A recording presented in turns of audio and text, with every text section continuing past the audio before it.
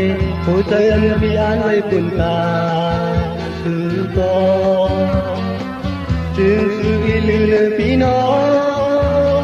cô buồn tôi nóng thêm đi xuống cả đi bay khó tăng tiền liều sự thì biến ta phải phải liều ta phải mi quay lượm giờ biển như có tiết tính quay về hỗ trợ anh an với buồn cả từ con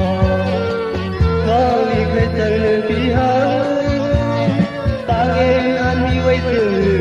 bạc ở lén lén ngọn người hỗ trợ anh khắp non tiêm ai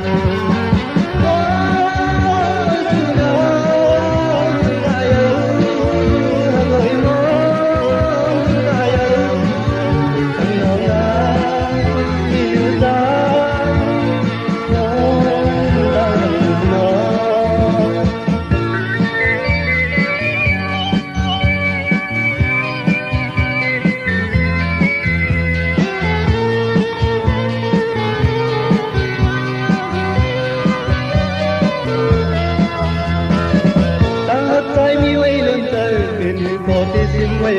hỗ trợ anh cứ an với buồn ta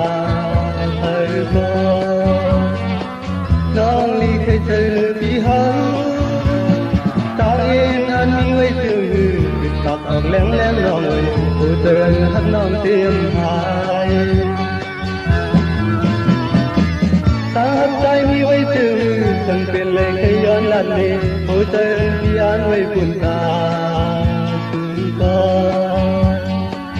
trường sự yêu lời khi nó có buồn tôi nóng thêm xuống ta chỉ phải khao tan tiền liều từ thế biển ta hấp tay phải liều